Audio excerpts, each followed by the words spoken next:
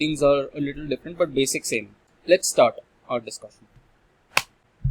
Okay. Now, our discussion in this part basically is from the perspective of constitution. तो हम constitution के बारे में बात करेंगे. And constitution के अंदर we need to see कि how are the financial powers, how are financial powers divided, and students who are from political science, ठीक है, I have your list, तो next class में मैं political science वालों से कुछ questions पूछूंगा. So students in political science, guys, have you read on the center state relations? पढ़ा है तुम लोगों ने? Guys, political science students, first year में center state relations पढ़ा है क्या?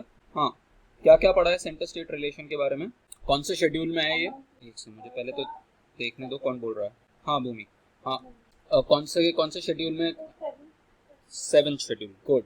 So what is there is that 7th schedule में क्या होता है? 7th schedule divides the entire subjects in the constitution into 3 lists. कोई history से है क्या? Is anyone from history now in my class? अच्छा. Yes sir. शिवानी एंड खुशी. तो शिवानी एंड खुशी, अगर तुम इसका हिस्टोरिकल बैकग्राउंड देखोगे ना, तो तुम्हें ये चीज नजर आ जाएगी. There are some reforms in 1919 called Montagu Chelmsford reforms. पढ़ा है इसके बारे में? सर ज्यादा डिटेल में तो नहीं पता, पर अरे तुम हिस्ट्री के स्टूडेंट हो, तुम्हें तो बहुत इंपॉर्टेंट रिफॉर्म्स है. एक 1909 का आता है. मेडिवल मुझे पर्सनली बहुत बोरिंग लगती है.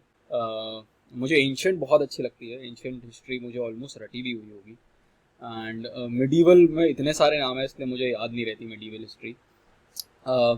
शुरू का फिर भी याद है, मुगल्स का थोड़ा सा आइडिया रहता है मुझे. एंड मुस्लिम रूल का जो इनिशियल मामलुक्स का उसका आइडिया है. बट उसके बाद ये बीच में जब ये मुगल औरंगजेब के बाद क्या खिचड़ी पकती है, उसके बाद से मुझे मेरा वहाँ से बल्ब फ्यूज हो जाता है. Then however if you come to modern history, तो मॉडर्न हिस्ट्री के अंदर when we say modern history, तो modern history basically means after 1857, ठीक है, after the first war of independence के बाद हम मॉडर्न हिस्ट्री अज्यूम करते हैं. तो उसके अंदर एक 1909 के बहुत इंपॉर्टेंट रिफॉर्म्स हैं जिसको बोलते हैं मॉर्ले मिंटो रिफॉर्म्स. एंड उसके बाद 1919 के रिफॉर्म्स है which is Montagu Chelmsford reform.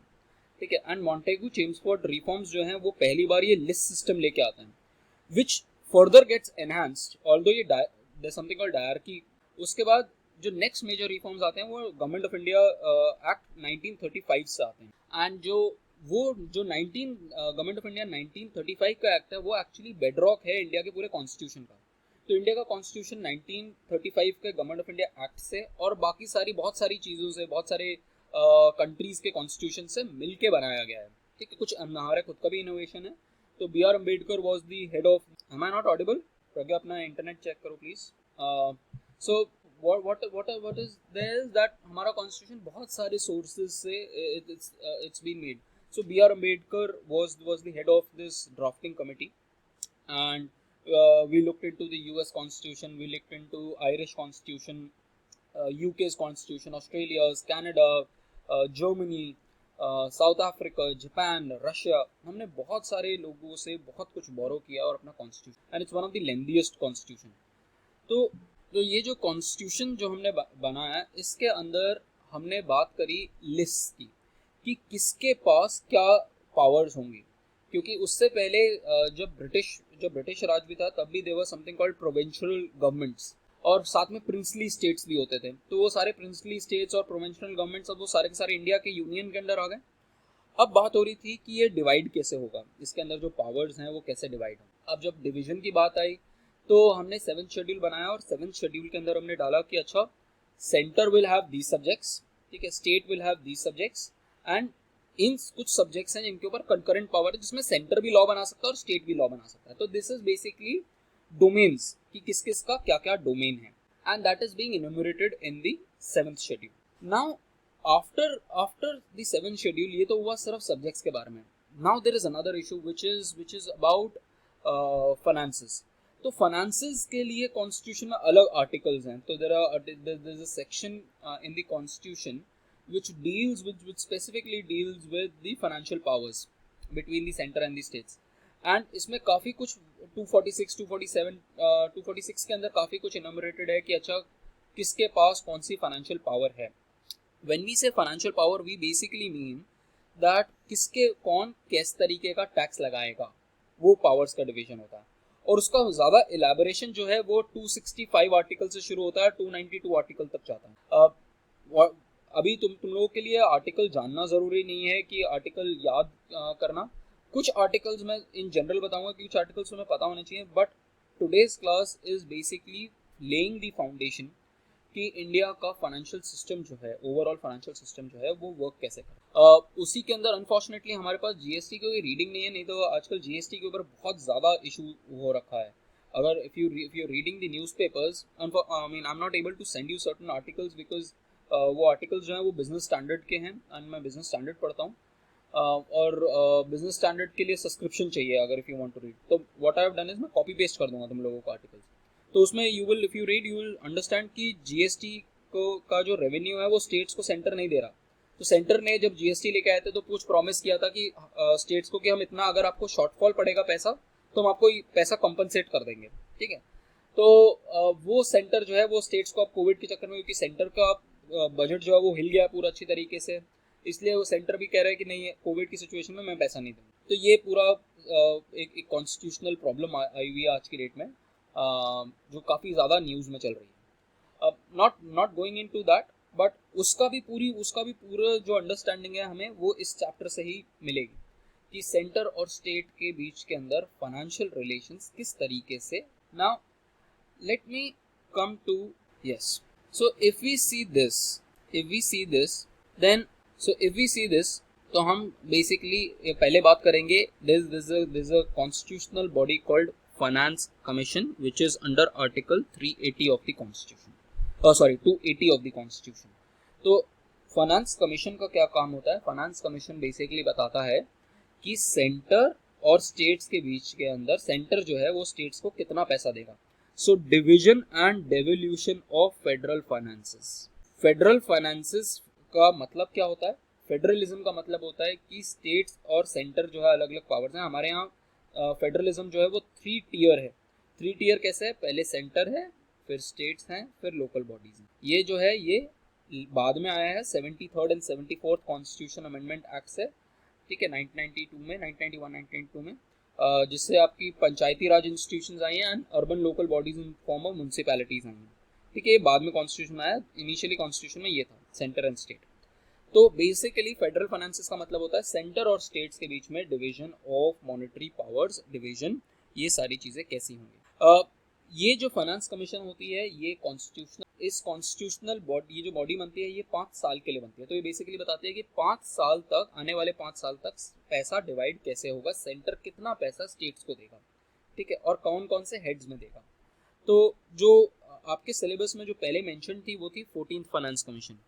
14th finance commission जो थी वो 15 से 20 थी, बट अब 31 मार्च 2020 तो ख़त्म हो चुका है, तो अब हम नए उसके अंदर हैं, तो वो 15th फाइनेंस कमीशन से, 14th से नहीं है। तो 15th फाइनेंस कमीशन जो है वो 20 से 25 तक है और उसके जो हेड हैं वो MK सिंह है। तो ये नाम आपको, he is a civil servant turned politician come bureaucrat. तो he was also an IAS officer. तो ये he is the head of the finance commission. अब यूजुअली इनका टर्म 2020 से 25 था, बट कोविड की वजह से और पिछले साल क्योंकि JNK का स्टेटहुड की बजाय वो 2 यूनियन टेरिटरीज में कन्वर्ट हो गया, इसीलिए ये MK सिंह पैनल ने जो रिपोर्ट दी वो 5 साल के लिए नहीं दी, वो दी 2020 से 21 तक के लिए, ये 1 साल की रिपोर्ट दी। और अभी अक्टूबर के अंदर ही, आई थिंक अक्टूबर के एंड तक या अक्टूबर के मिड में, he will give a report for 21 से 26 तक। तो ये अब 5 साल की नई रिपोर्ट आएगी, ठीक है। तो जब आएगी तो I will update you about this and आप इसके बारे में भी लिखेंगे। एंड द ब्यूटी इज कि कोई और एग्जाम में नहीं लिख रहा होगा, किसी और कॉलेज में मोस्टली 99% लोग नहीं लिख रहे होंगे, वो सारे के सारे 14th फाइनेंस कमीशन ही लिख रहे होंगे। Now since teachers themselves will check this, तो कोई इशू, इतना कोई बड़ा इशू नहीं है SEC के लिए। बट द प्रॉब्लम इज कि why do you want to write stale information, पुरानी इन्फॉर्मेशन क्यों लिखनी है जब आपके पास नई इन्फॉर्मेशन है।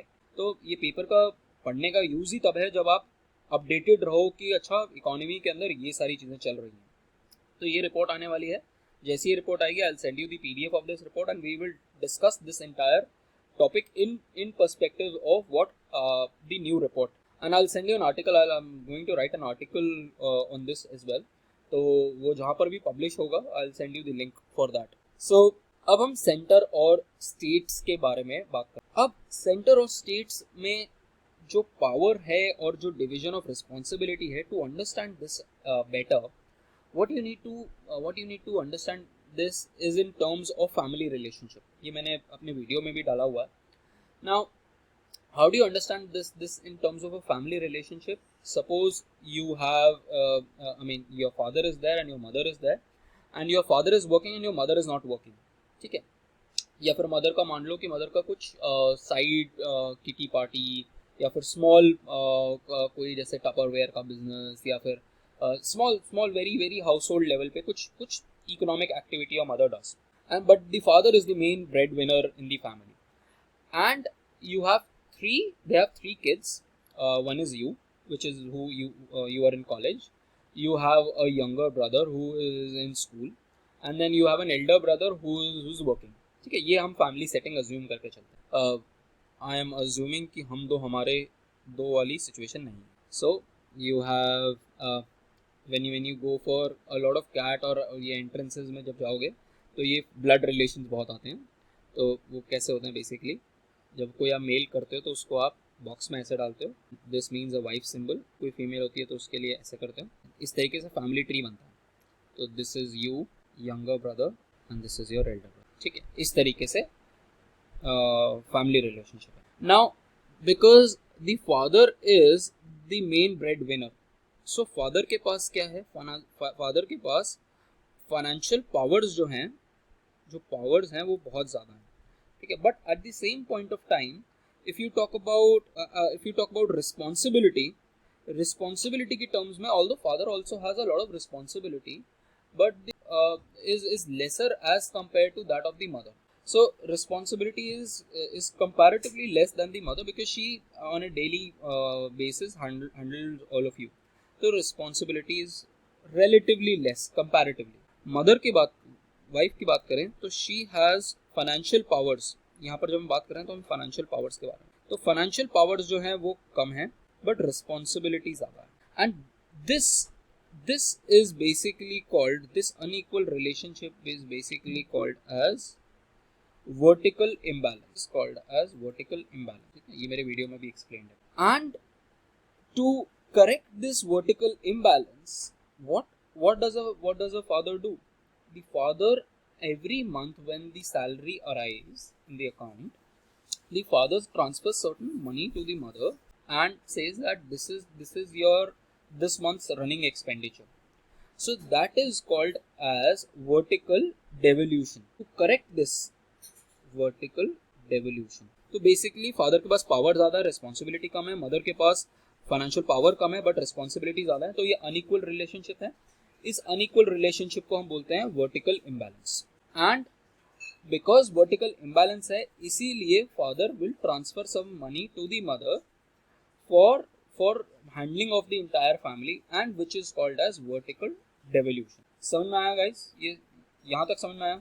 Any issue? Guys सो रहे हो, जाग रहे हो? Finish a little and then I'll ask. ठीक है. So this is called as vertical devolution. Similarly, बिल्कुल सेम तरीके से ही अगर हम सेंटर और स्टेट्स के बारे में बात करें तो सेंटर के पास जो है वो पावर्स, फाइनेंशियल पावर्स जो हैं वो बहुत ज़्यादा है. फाइनेंशियल और जो रिस्पॉन्सिबिलिटी है एज सच कम नहीं है, but at the same point of time when you compare it with state तो स्टेट्स का बहुत ज़्यादा रिस्पॉन्सिबिलिटी होती है.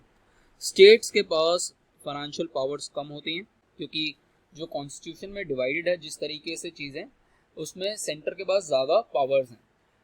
In fact this feature of our constitution, political science वाले स्टूडेंट्स को आइडिया होगा that we have a constitution which has a stronger centre as compare to states. तो ये कनाडा से हमने फीचर लिया है.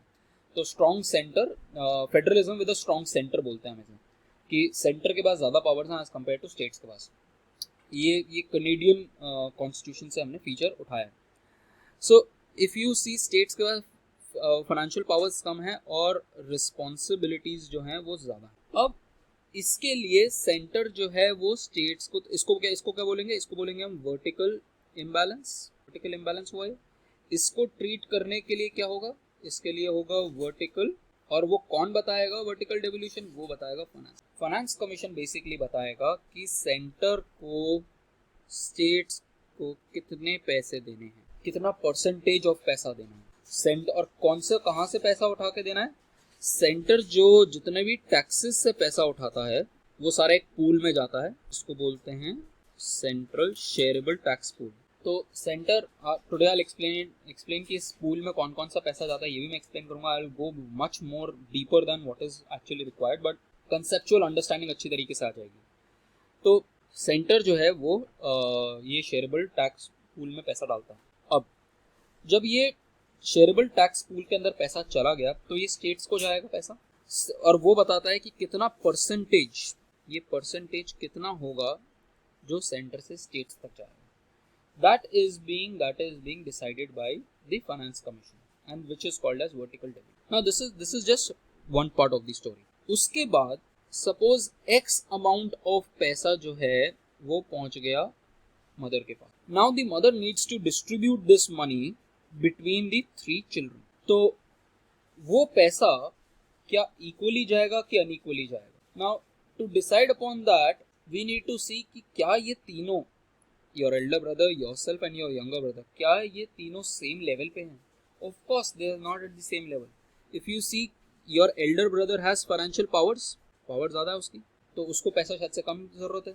यहाँ पर आपके पास पावर कम है, प्लस आपके पास एक्सपेंडिचर्स बहुत ज़्यादा हैं कॉलेज में। इसके पास पावर कम है, पावर सबसे ज़्यादा कम है, बट इसके खर्चे भी बहुत ज़्यादा कम है।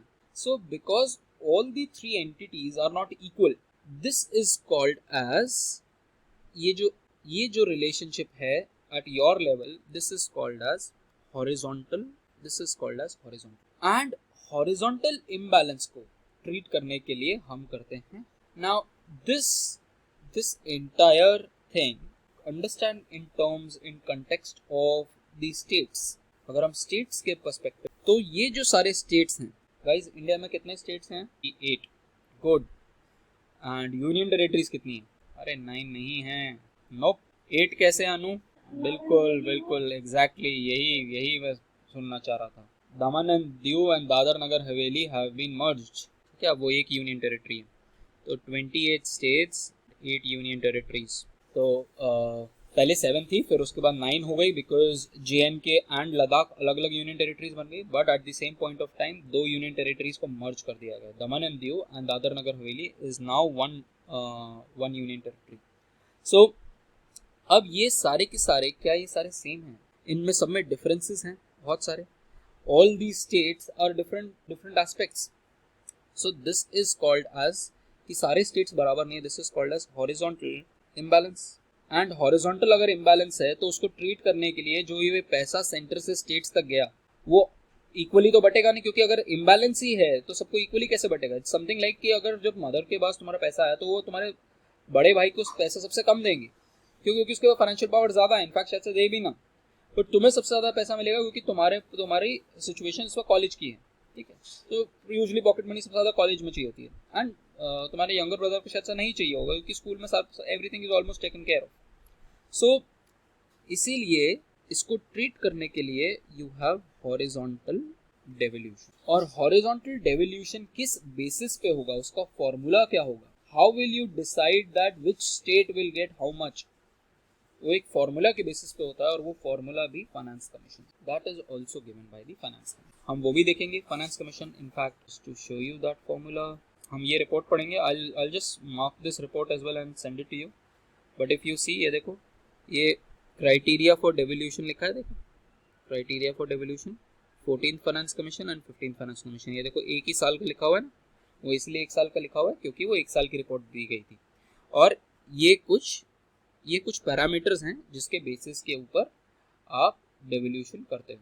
Now my question to you is कि आप किस बेसिस पे करोगे? अगर मैं आप लोगों से पूछूं कि मुझे इस बेसिस पे करूं, क्या क्या पैरामीटर्स के बेसिस पे आप सोच सकते हो कि स्टेट्स, एंड उसके बाद I will start with more question. So let's pick up one by one. सबसे पहले हम देखते हैं से पॉपुलेशन देख। अब पॉपुलेशन जिस स्टेट की ज़्यादा है उस स्टेट की रिस्पॉन्सिबिलिटी ज़्यादा होगी कि उस स्टेट की रिस्पॉन्सिबिलिटी कम होगी गाइस। तो इंडिया में फिर किस स्टेट की सबसे ज़्यादा रिस्पॉन्सिबिलिटी होगी इसमें? यूपी। तो यूपी की जो पॉपुलेशन है वो अराउंड 30 करोड़ है and it is almost equal to the entire population of Brazil. And by the way Brazil का साइज़ हमारी कंट्री से बहुत ज़्यादा है। सो अगर आप पैरामीटर्स देखो तो पैरामीटर्स में एक पॉपुलेशन आ गया। फिर एरिया के बारे में बात करते हैं। एरिया अगर किसी स्टेट का ज़्यादा होगा तो ज़्यादा रिस्पॉन्सिबिलिटी होगी या कम रिस्पॉन्सिबिलिटी? ज़्यादा होगी। तो इस हिसाब से सबसे ज़्यादा रिस्पॉन्सिबिलिटी एरिया के पैरामीटर पे किसकी सबसे ज़्यादा होगी? Rajasthan is the largest state, Rajasthan की इसमें ज़्यादा होगी सबसे ज़्यादा। फिर अब हम एक और पैरामीटर देखते हैं, इनकम। इनकम का बेसिकली ये मतलब होता है कि जैसे जीडीपी होती है वैसे ही हर स्टेट की जीएसजीपी होती है, मतलब स्टेट का gross domestic product. Gross domestic product basically क्या होता है? इन इकोनॉमिक्स एक साल के अंदर जितने भी गुड्स एंड कमोडिटीज बनते हैं उसको अगर उनकी मल्टीप्लाई कर दो तो उसको बोलते हैं ग्रॉस डोमेस्टिक प्रोडक्ट। ठीक है, value of goods and services produced in an economy is called as gross. तो अब जिसकी इनकम ज़्यादा होगी उसको ज़्यादा पैसा मिलेगा या जिसकी इनकम कम होगी उसको ज़्यादा पैसा मिलेगा? तो इस हिसाब से किस स्टेट की इनकम डू यू थिंक कि सबसे कम होगी? Orissa is the. और किसकी सबसे ज़्यादा होगी? गोवा एंड हरियाणा। लोगों ने मेरा वीडियो लगता है देखा है, गोवा एंड हरियाणा। तो गोवा की it's not because of the tourism, Goa का इज ऑल्सो बिकॉज कि गोवा के अंदर आयरन माइनिंग होती है। ठीक है, तो गोवा का काफ़ी सारा पैसा आयरन माइनिंग से आता है। देन ये तो 3 पैरामीटर्स हो गए, but let us elaborate on this कि ये कैसे होता है और क्यों होता है। ठीक है, उसको इलैबोरेट करते हैं। But before that let me just point it out कि 15th फाइनेंस कमीशन ने क्या कहा है। 15th फाइनेंस कमीशन ने कहा है कि सेंटर से स्टेट पे जो पैसा आएगा वो होगा 41% of the central shareable tax pool. तो अगर सेंट्रल शेयरेबल टैक्स पूल में सपोज मान लेते हैं 100 रुपये आए हैं तो उसमें से 41 रुपीज़ जो हैं वो स्टेट्स को चला जाएगा। ठीक है, तो सेंटर के पास 59 रुपीज़ बचे। बट सिर्फ ये 59 रुपीज़ नहीं बचेंगे, अभी इसका भी और डिवीजन हो जाएगा, कुछ पैसा और जाएगा। ये तो वो है जो फाइनेंस कमीशन बता रहा है। फाइनेंस कमीशन का जो पैसा जाता है सेंटर से स्टेट्स तक, ये सिर्फ एक रूट है। We will see that although हमें सिर्फ फाइनेंस कमीशन ही पढ़ना है, बट वी विल सी कि ये जो टैक्स डेवल्यूशन है ये सिर्फ एक रूट है जो फाइनेंस कमीशन बता रहा है। उसके अलावा बहुत सारे और रूट्स हैं जिससे सेंटर से स्टेट्स तक पैसा जाता है, तो वो भी हमें पता होना चाहिए इन जनरल। तो हमारा क्या कवर हो गया? ये हमारा कवर हो गया। सेंटर के पास पावर ज़्यादा है, स्टेट का रिस्पॉन्सिबिलिटी ज़्यादा है। This is called as vertical imbalance. Vertical devolution होगा money from centre to states, और जो स्टेट्स हैं उसके पास डिफरेंट एबिलिटीज़ हैं जिसको हम बोलते हैं हॉरिजॉन्टल इम्बैलेंस। एंड उसके लिए हॉरिजॉन्टल डेवल्यूशन फॉर्मूला होता है division of money among the states. Then ये अभी हम इसके बारे में बात करेंगे। अभी हम उससे पहले हम बात कर लेते हैं कि ये वर्टिकल और हॉरिजॉन्टल डेवल्यूशन के फॉर्मूलाज क्या हैं। 14th फाइनेंस कमीशन ने बोला था कि 42% of the devolution fund of the tax overall central tax pool जो है वो ट्रांसफर होना चाहिए सेंटर से स्टेट्स। 15th फाइनेंस कमीशन ने 1 परसेंटेज पॉइंट कम कर दिया, उसको 41% कर दिया। ठीक है, वो इसलिए करा क्योंकि उसने कहा कि पहले JNK एक स्टेट था, अब JNK यूनियन टेरिटरी है। ठीक है, तो यूनियन टेरिटरी का पैसा अलग से जाता है, इसलिए हम स्टेट्स के बारे में जब बात करें तो स्टेट्स के फॉर्म में ये 1%, क्योंकि एक स्टेट रहा ही नहीं है तो इसलिए मैं इधर से 42 से 41%। नाउ लेट्स टॉक अबाउट कि 15th फाइनेंस कमीशन और 14th फाइनेंस कमीशन ने क्या क्या किया। ये 14th फाइनेंस कमीशन के वेट्स हैं, हम इसके बारे में वेट्स के बारे में भी पढ़ेंगे। पहले 14th फाइनेंस कमीशन के वेट्स पढ़ लेते हैं क्योंकि वो हमारे सिलेबस में डायरेक्टली है, बट मेक श्योर कि आपको 15th फाइनेंस कमीशन के वेट्स पता हो क्योंकि आपको लिखना सबसे ज़्यादा उसी के बारे में। बट 14th क्योंकि हमारे सिलेबस में इसलिए हम वो भी पढ़ रहे हैं। तो 14th फाइनेंस कमीशन का जो डिवीजन ऑफ फॉर्मूला है, हॉरिजॉन्टल डेवल्यूशन ऑफ फॉर्मूला है, वो बेसिकली है 5 पैरामीटर्स हैं: income, area, forest, population and demographic change. Income को 50% वेट दिया है। ठीक है, इनकम में बेसिकली डिस्टेंस फॉर्मूला लगाते हैं। जो लोग मैथ्स से हैं उनको यूक्लिडियन स्पेस के बारे में पता होगा, बेसिकली डिस्टेंस बिटवीन 2 पॉइंट्स। तो हम देखते हैं कि क्या कहते हैं उड़ीसा कहाँ पर है। सपोज उड़ीसा नीचे है बिल्कुल और यूपी जो है वो बहुत ऊपर है, यूपी गोवा बहुत ऊपर है, तो इन दोनों पॉइंट्स के बीच में हम डिस्टेंस निकालते हैं, और जितना ज़्यादा डिस्टेंस होता है उतना ज़्यादा पैसा दिया जाए। इसको बोलते हैं हम यूक्लिडियन डिस्टेंस निकालना, यूक्लिडियन स्पेस के अंदर। सो बेसिकली कुछ नहीं है, इट्स साउंड्स वेरी टेक्निकल, कुछ नहीं होता। दो पॉइंट्स के बीच का जो डिस्टेंस होता है वो क्या होता है, फॉर एग्जांपल एक पॉइंट x1 x2 है, सॉरी एक पॉइंट है x1 y1 और दूसरा पॉइंट है x2 y2, तो the distance between that is nothing but Pythagoras theorem लगा दो इसके अंदर, तो हो जाता है x2 minus x1 whole square plus y2 minus y1 whole square का अंडर रूट। तो कुछ नहीं है, दो पॉइंट्स के बीच में जो डिस्टेंस होता है वो पाइथागोरस थ्योरम से आ जाता है, उसी को हम यूक्लिडियन डिस्टेंस भी बोलते हैं। मैथ्स में और इकोनॉमिक्स में हम लोगों को, बाकी पब्लिक को डराने के लिए बहुत सारे ऐसे वर्ड्स यूज़ करते हैं कि उनको लगे कि बहुत बहुत कोई धांसू चीज़ है, ठीक है, कुछ भी नहीं है, पाइथागोरस थ्योरम का एप्लीकेशन। तो इनकम का वेट जो है वो 50% है। तो इनकम का मतलब बेसिकली इनकम डिस्टेंस। एरिया का वेट 15% है, फॉरेस्ट्री का वेट 7.5% है, पॉपुलेशन का वेट 17.5% है। और ये पॉपुलेशन कौन सी है, ये 1971 की की पॉपुलेशन इसलिए है क्योंकि 1971 तक अगर हम देखें, स्पेशली 1971 से 1991 या 2001 तक, तो बहुत ज़्यादा डिफरेंसेस आ जाते हैं population growth rate of southern Indian states versus northern Indian states. तो जो नॉर्थ इंडियन स्टेट्स हैं उनका जो पॉपुलेशन जो एक्सप्लोजन था वो बहुत ज़्यादा तेज था। There is something called TFR, total fertility rate, that how many children is a woman bearing in her fertile ages।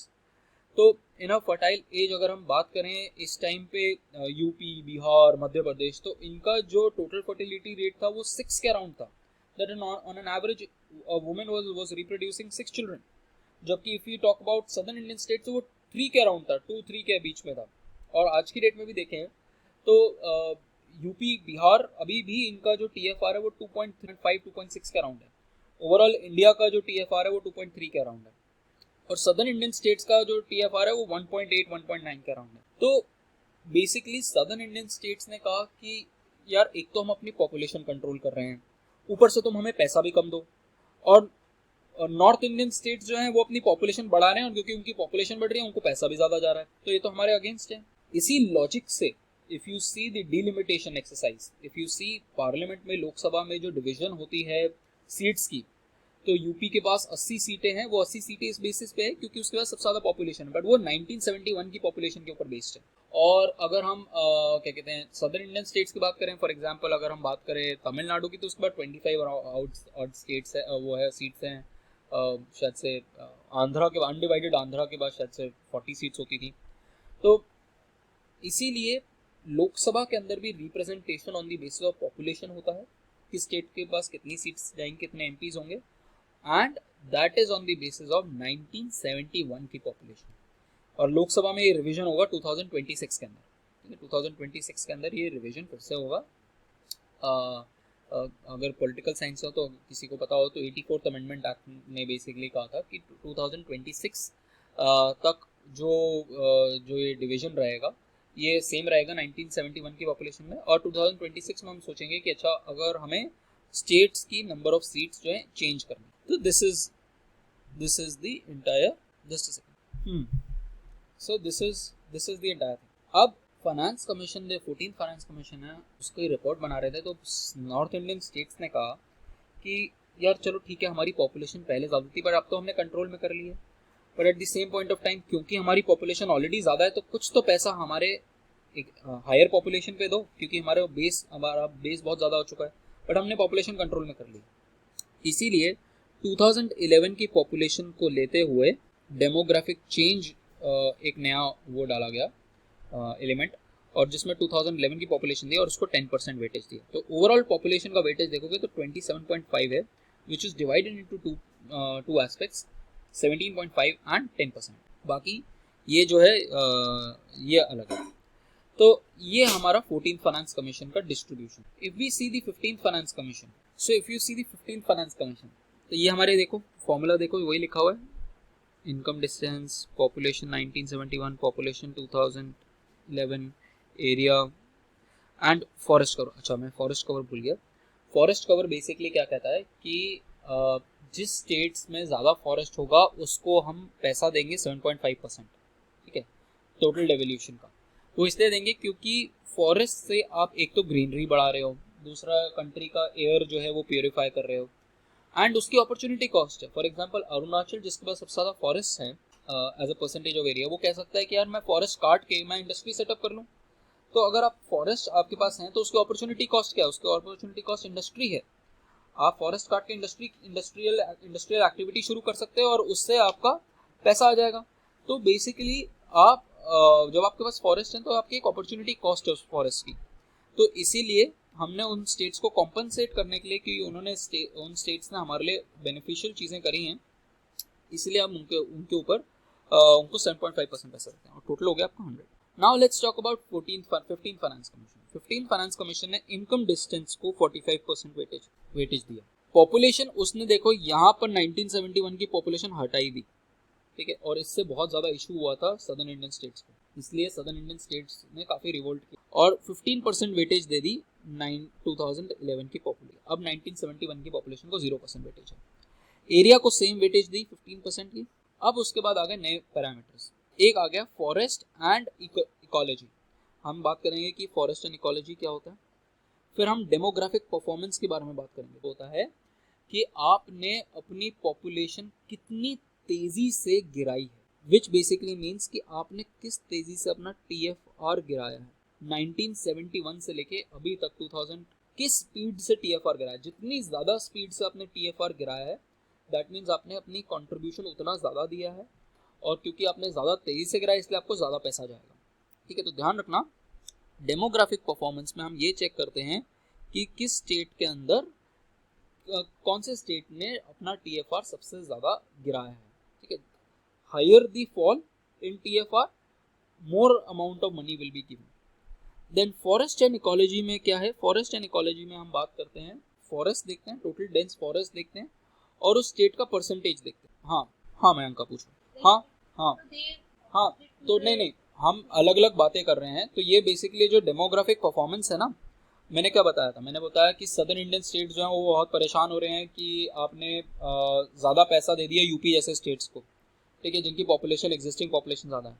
But demographic performance के अंदर अगर हम देखें तो डेमोग्राफिक परफॉर्मेंस जो है वो सदर्न इंडियन स्टेट्स की भी बहुत अच्छी रही है, तो उनको ज़्यादा पैसा मिल जाएगा। तो हम दोनों ऑपोजिट हैं। The way I will explain income again, दोनों ऑपोजिट हैं कि एक आप बोल रहे हो कि एब्सोल्यूट पॉपुलेशन कितनी है। जब हम बात करते हैं यूपी की, तो यूपी की एब्सोल्यूट पॉपुलेशन जो है वो 300 मिलियन है, तो क्योंकि बहुत ज़्यादा पॉपुलेशन है उसको ज़्यादा पैसा मिलेगा। But at the same point of time अगर उसने परफॉर्मेंस उतनी अच्छी नहीं दी है डेमोग्राफिक, तो उसको उसमें पैसा कम मिलेगा। तो दोनों एक सेंस में दोनों एक दूसरे से डिफरेंट है। समझ में आया मैं उनका? तो but you are right that they are actually opposite to each other. एक बार हम कह रहे हैं कि ज़्यादा पॉपुलेशन में देंगे और दूसरी तरफ कह रहे हैं कि किस स्पीड से आपने पॉपुलेशन कम करी है उसको हम ज़्यादा पैसा दें। तो हम यस टू मोटिवेट देम कि बेसिकली आपने किस तरीके से अपना हाँ किस तरीके से आपने अपने क्योंकि ज़्यादा पॉपुलेशन होगी तो उससे ज़्यादा रिसोर्सेज लगेंगे कंट्री के, तो उतना ही आपको हेल्थ एक्सपेंडिचर करना है, उतना ही आपको स्कूलिंग के ऊपर एक्सपेंडिचर करना है। तो इसीलिए हम देखते हैं व्हाई डू यू थिंक कि साउथ इंडियन स्टेट्स जो हैं वो हर पैरामीटर में ज़्यादा अच्छे हमसे नॉर्दर्न इंडियन स्टेट्स। तो इसलिए क्योंकि उन्होंने पॉपुलेशन बहुत पहले से कंट्रोल में कर ली है, और क्योंकि पॉपुलेशन ज़्यादा कंट्रोल में है उनके पास रिसोर्सेज ज़्यादा है, रिसोर्सेज को वेल मैनेज कर सकते हैं ज़्यादा अच्छी तरीके से यूटिलाइज। तो डेमो और अच्छा, I was telling you about forest and ecology and then I will explain income again. Forest and ecology क्या करता है? देखो, हम बेसिकली कैलकुलेट करते हैं share of dense forest in each state in the aggregate dense forest of all state. What does this mean? Forest जो होते हैं वो कई तरीके के होते हैं। एक होते हैं थॉर्न एंड बुशेस, एक होते हैं डेसिडुअस फॉरेस्ट जो टाइप होते हैं, और एक होते हैं डेंस फॉरेस्ट। तो जो डेंस फॉरेस्ट होते हैं, ठीक है, वो सबसे अच्छे फॉरेस्ट माने जाते हैं, ठीक है। नहीं तो फॉरेस्ट तो आप ये भी बोल दो 6 पेड़ लगा दिए एक साथ, ये मेरा फॉरेस्ट है, ठीक है, उसको आप फॉरेस्ट थोड़ा ना बोलोगे। तो फॉरेस्ट की हमने एक डेंस फॉरेस्ट की एक डेफिनेशन दी और हमने कहा कि हम पूरे कंट्री का डेंस फॉरेस्ट देखेंगे। तो पूरे कंट्री का डेंस फॉरेस्ट कितना होगा? 100 होगा। अल्टीमेटली हर चीज़ जब फॉरेस्ट का सम करोगे तो 100% आएगा। उसमें से मैं देखना चाहता हूँ कि एक पर्टिकुलर स्टेट का, फॉर एग्जांपल मैं देखना चाहता हूँ अरुणाचल प्रदेश का शेयर क्या है। अरुणाचल प्रदेश में भी डेंस फॉरेस्ट है, तो उसका मैं देखूंगा कि शेयर ऑफ डेंस फॉरेस्ट कितना है, और देखूंगा कि सपोज इसके अंदर अरुणाचल प्रदेश के अंदर डेंस फॉरेस्ट टोटल का इसका ये, तो that means of all the dense forest in the country, उसका 20% डेंस फॉरेस्ट जो है वो सिर्फ एक स्टेट में है। तो इसका 20% पैसा जो है, इस एलोकेशन में जो 20% पैसा है, ये 10% का जो 20% पैसा है वो अरुणाचल प्रदेश को चला जाएगा। मान लो ये टोटल 100 रुपये जाने थे, तो 100 रुपये में से फॉरेस्ट का शेयर क्या है, 10 रुपये। 10 रुपये का 20% which is 2 rupees will go to Arunachal Pradesh. समझ में आया? तो ये इस तरीके से हम इकोलॉजी, फॉरेस्ट एंड इकोलॉजी को लेते हैं। एंड नाउ कम्स, अच्छा डेमोग्राफिक परफॉर्मेंस भी मैं तुम्हें दिखा देता हूँ एक बार। अच्छा, एक टैक्स एफर्ट है जो मैंने अभी नहीं बताया। टैक्स एफर्ट एक नया है विच इज 2.5%। टैक्स एफर्ट देखो क्या कहता है। टैक्स एफर्ट कहता है कि आपने अपने स्टेट के अंदर टैक्सेस बढ़ाएं कि नहीं बढ़ाएं। तो बेसिकली आप देखते हो कि टैक्स कलेक्शन की, और वो कैसे देखते हो, वो आप देखते हो टैक्स टू जीडीपी रेशो से। ठीक है, ये कंट्री के लिए होती है टैक्स टू जीडीपी, बट अगर आप देखना चाहो स्टेट के लिए, तो स्टेट के लिए हम देखते हैं टैक्स टू स्टेट। ये एक स्टेट का आ जाएगा, स्टेट का टैक्स टू, और इसको डिवाइड कर दो आप स्टेट की पॉपुलेशन से, तो ये आपके पास आ गया पर capita own revenue, own tax revenue. ठीक है, अब देखो क्या क्या लिख रहा है। दिस इज कंप्यूटेड, अब कैसे करोगे, this is computed as the ratio of average per capita own tax revenue and average per capita. तो आप बेसिकली क्या कह रहे हो, इस फॉर्मूले को भूल जाओ, हम क्या कर रहे हैं, average per capita state GDP क्या होगा, state GDP divided by its population. वो क्या आ जाता है, पर पर्सन कितना, ये डिनोमिनेटर में है, और न्यूमरेटर में क्या है, average per capita own tax revenue. तो टैक्स रेवेन्यू डिवाइडेड बाय उस स्टेट, तो ये आपके पास आ जाएगा average per capita state tax revenue. इसका जब आप निकालोगे तो आपके पास बेसिकली आ जाएगा कि आपने टैक्स एफिशिएंसी बढ़ाई कि नहीं बढ़ाई, पर पर्सन जो है आपने किस तरीके से, आपकी पॉपुलेशन, आपका जीडीपी बढ़ा, ये आपका पर कैपिटा जीडीपी है, और ये पर कैपिटा आपका टैक्स रेवेन्यू है उस पर्टिकुलर स्टेट का, वो बढ़ा।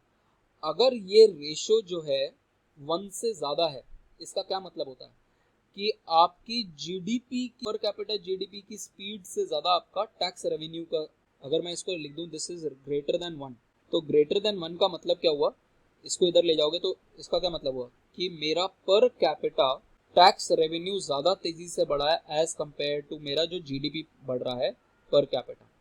ठीक है, और जिन जिन स्टेट्स का ज़्यादा बढ़ा है ओवर दिस पर्टिकुलर पीरियड, उसको ज़्यादा पैसा जाएगा। तो आप इस बेसिस पे देखते हो कि ये रेशो किस स्टेट्स के लिए, जितनी ज़्यादा होगी उसको ज़्यादा पैसा जाएगा, जितनी कम होगी उसको कम। क्या ये टेक्निकल पॉइंट था, थोड़ा सा टेक्निकल पॉइंट था, बट इज दिस क्लियर? हम बात कर रहे हैं टैक्स परफॉर्मेंस की, तो हम बेसिकली देख रहे हैं एक स्टेट, और फिर देख रहे हैं हम उस स्टेट का टैक्स, एवरेज टैक्स रेवेन्यू कितना है अपॉन उस स्टेट की। ये आपका न्यूमरेटर है, ये आपका डिनोमिनेटर है। तो अगर मैं कहता हूं कि ये ग्रेटर देन 1 है, रेशो है, रेशो या तो ग्रेटर देन 1 होगी या लेस देन 1 होगी या इक्वल टू 1 होगी, रेशो में तो यही हो सकता है। ठीक है, तो अगर ये, क्योंकि दोनों पॉजिटिव ही होंगे, तो अगर दोनों पॉजिटिव हैं तो यही 3 होंगे। सपोज मैं मान लेता हूँ ये ग्रेटर देन 1 है, इसका मतलब क्या हुआ कि उस पर्टिकुलर स्टेट का एवरेज टैक्स रेवेन्यू जो है ओवर इट्स पॉपुलेशन, बेसिकली क्या मतलब होता है इसका, पर कैपिटा टैक्स रेवेन्यू हो गया ना, पर person tax on an average इस स्टेट में हर बंदे से कितना टैक्स उठाया जा रहा है, ये मतलब है इसका, इज ग्रेटर देन इस स्टेट में हर पर्सन की GDP, per capita GDP. That means GDP की स्पीड बढ़ने से ज्यादा इस स्टेट ने टैक्सेशन उठाया है। ठीक है, तो दैट मीन्स इसने टैक्स एफर्ट अच्छा किया, टैक्स एडमिनिस्ट्रेशन अच्छी होगी, इसने अच्छी तरीके से लोगों से टैक्स उठाया। तो ऐसे स्टेट्स को हम ज़्यादा पैसा देंगे जिनकी रेशो ये कम होगी, 1 लेस देन 1 होगी। समझ में आया? Now comes our next point which is, now let's come to, there was a question on income. Income देखिए, income distance is the distance of states income from distance of states income from the state of highest income. तो basically हम देखते हैं highest income किसकी है। हमने देखा गोवा की सबसे हाईएस्ट इनकम है। लोएस्ट इनकम कितनी है, उड़ीसा की है। इन दोनों के बीच में डिस्टेंस कितना है, ये देखा। डिस्टेंस मैंने बताया कि डिस्टेंस कैसे देखते हैं। डिस्टेंस जो होता है वो होता है कि स्टेट की इनकम माइनस स्टेट की इनकम, तो उसको हम इनकम डिस्टेंस देख लेते हैं। जितना डिस्टेंस ज़्यादा होगा, ठीक है, उतना देखो, income of a state has been computed as average per capita GSDP between the years 2015 to 2017, ठीक है। तो जिस जिस स्टेट की लोअर पर कैपिटा इनकम होगी उसको ज़्यादा शेयर मिलेगा। जैसे उड़ीसा का हमने देखा, सपोज बीच में यहाँ पर मान लो यहाँ पर आता है पंजाब, तो पंजाब का गोवा से देखो गैप कम है, क्योंकि गैप कम है इसलिए उसको कम पैसा जाएगा। और अगर गोवा से उड़ीसा देखो तो गैप सबसे ज़्यादा है, तो उड़ीसा को सबसे ज़्यादा पैसा जाएगा। तो आप गैप देखते हो, जितना ज़्यादा गैप है, जितना मतलब जितना गरीब स्टेट है उसको ज़्यादा पैसा दोगे, क्योंकि उसकी रिक्वायरमेंट ज़्यादा है, उसके पास उतना कैपेसिटी नहीं। समझ में आया? Demographic state GDP, yes, per capita state GDP. Shivani, Maharashtra richest state नहीं हो सकता, पर कैपिटा बेसिस पे देखते हैं। स्टेट जीडीपी हाईएस्ट है, per capita state GDP highest नहीं है। पॉपुलेशन से डिवाइड करो उसे, सिंपल प्योर स्टेट जीडीपी नहीं देख रहे हैं, ये जीडीपी को डिवाइड करोगे आप पॉपुलेशन से तो आ जाएगी पर कैपिटा स्टेट जीडीपी। जो यहाँ पर डिनोमिनेटर भी था, जो ये डिनोमिनेटर था, इसके बारे में बात कर रहे हैं, per capita state GDP and over the period of 3 years. अब डेमोग्राफिक परफॉर्मेंस हमने बात करी, तो हमने कहा कि सिर्फ 2011 की पॉपुलेशन लेंगे, सिर्फ 2011 की पॉपुलेशन ली हमने, एंड उसके बाद डेमोग्राफिक परफॉर्मेंस के बारे में बात करी।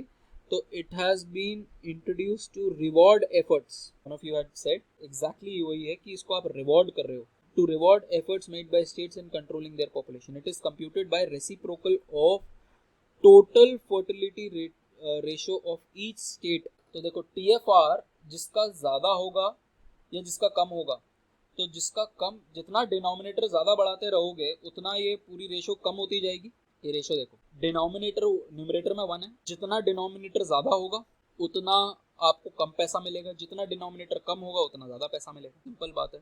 तो scaled by 1971 population, states with lower fertility ratio, ठीक है, जिनकी लोअर फर्टिलिटी रेशो है उनको ज़्यादा पैसा जाएगा, will score higher. For example Kerala का TFR इज 1.5 जो है वो ज़्यादा बड़ा नंबर है एज कम्पेयर टू बिहार, जिसका आज की डेट में TFR 1.2.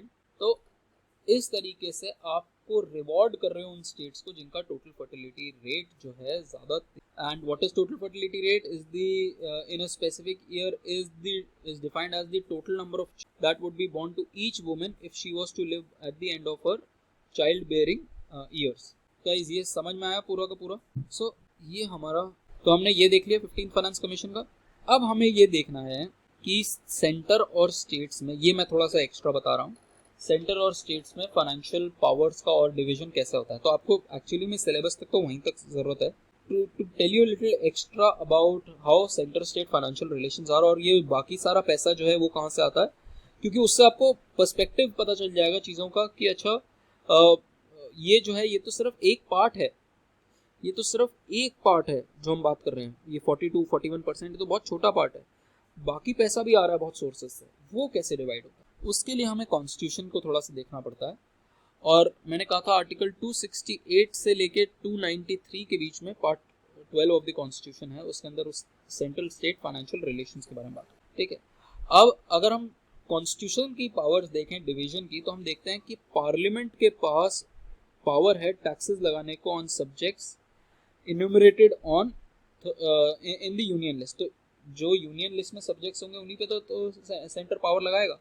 तो यूनियन लिस्ट के अंदर ऐसे 13 सब्जेक्ट्स हैं जिसके ऊपर सेंट्रल, स्टेट लेजिस्लेचर जो है उसके जो वो स्टेट लिस्ट में जो आइटम्स उस पर टैक्स लगाएगा वो 18। ये सब्जेक्ट स्टेट्स के पास ज़्यादा है, बट जो ये 13 हैं ये बहुत ज़्यादा इंपॉर्टेंट है, सबसे ज़्यादा पैसा इन्हीं से आता है। इनके पास जो वो सब्जेक्ट्स हैं उसमें सिर्फ पेट्रोल है और एक अल्कोहल है जिससे इनको पैसा आता है। 50% पैसा यूजुअली स्टेट्स को इन दोनों सोर्सेज से ही आता है। और फिर उसके बाद कुछ आइटम्स हैं जो कंकरेंट लिस्ट में कोई आइटम नहीं है, ठीक है। हाउएवर कंकरेंट जुरिस्डिक्शन जो है 2000 ये अभी 2016 में GST के साथ आ गए, बिल के टैक्स लगाते हैं। इफ़ यू नो कि आपके पास जब टैक्स लगा के आता है तो आता है CGST और एक आता है, तो जो भी सपोज आप खाना खाने जाते हो तो 5% उस पर टैक्स लगता है, तो यहाँ लिखा होता है 2.5%। तो ये इस तरीके से अब कंकरेंट पावर भी आ गई है, और ये कौन बताएगा, ये जीएसटी काउंसिल बताएगा। सो आई थिंक आज के लिए मैंने बहुत ज़्यादा चीज़ें बता दी, बट एक चीज़ बस और बताना चाहता हूँ, उसके बाद I end the class for today. 3 चीज़ों के बीच में you need to see the, एक, टैक्स लगाने की पावर किसकी है, जिसको हम बोलते हैं लेवी। जैसे हमने अभी बात करी कि सेंटर के पास 13 सब्जेक्ट्स हैं जिसके ऊपर टैक्स लगा सकता है, उसका मतलब है ऐसे 13, ये वो 13 सब्जेक्ट हैं जिसपे सिर्फ सेंटर टैक्स लगाएगा। बट टैक्स लगाना is not equal to tax collect करना और टैक्स रखना। तो इट इज समथिंग लाइक कि मैं क्लास ले रहा हूं तुम लोगों की, और मैं तुम्हें कुछ बोलता हूं कि तुम्हें यहां से रीडिंग खरीदनी है, ठीक है, मैं तुम्हें बता दिया कि अच्छा रीडिंग खरीद लो, तो रीडिंग खरीदने का ऑर्डर जो है वो मैंने दिया, बट उसका ये मतलब नहीं कि रीडिंग के पैसे मैं कलेक्ट कर रहा हूं और मैं रख ही रहा हूं। Suppose Bhumi comes and says कि मैं पैसे कलेक्ट करूंगी, तो कलेक्शन की पावर भूमि के पास है, बट अप्रोप्रिएशन अल्टीमेटली पैसा किसके पास जा रहा है, ना मेरे पास जाएगा ना भूमि के पास जाएगा, वो फोटोकॉपियर के पास जाएगा। तो हो सकता है तीनों एंटिटीज अलग अलग, तो इसीलिए 3 अलग अलग, एक लेवी करना हुआ हो, एक कलेक्ट करना हुआ और एक अप्रोप्रिएट करना हुआ, ये तीनों चीजें अलग तरीके से हमें समझनी है। हो सकता है सेंटर लेवी कर रहा हो बट स्टेट्स कलेक्ट कर रहे हैं और स्टेट्स ही अप्रोप्रिएट कर रहे हैं, और जो वो 18 आइटम हमने स्टेट लिस्ट में देखी थी उसमें तो ये तीनों ऐसे होंगे, स्टेट्स ही लेवी कर रहे हैं, स्टेट्स ही कलेक्ट कर रहे हैं, स्टेट्स ही अप्रोप्रिएट कर रहे हैं। तो हमें ये 3 जो डिस्टिंक्शन है लेवी, कलेक्ट एंड अप्रोप्रिएट की, ये भी समझनी बहुत ज्यादा, क्योंकि यहीं पे कॉन्स्टिट्यूशन के बारे में बात आ जाती है कि कॉन्स्टिट्यूशन क्या बोलता है कि कौन सा डिवीजन ऑफ पावर होगा, कौन सी टैक्सेस जो हैं वो एक्चुअली डिवाइड होंगे। तो हम इसके बारे में नेक्स्ट क्लास में वी विल टू हैवी